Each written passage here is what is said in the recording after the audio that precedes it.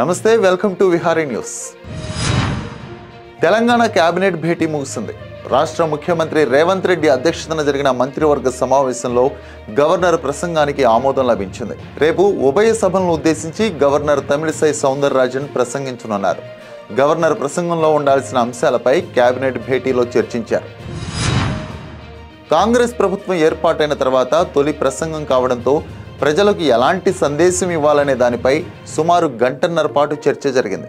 ప్రస్తుతం తెలంగాణ రాష్ట్రం ఎలాంటి పరిస్థితిలో ఉంది, రానున్న రోజుల్లో ఎలా ఉండబోతుందనే అంశాలతో గవర్నర్ ప్రసంగం ఉండనున్నట్లు తెలుస్తోంది.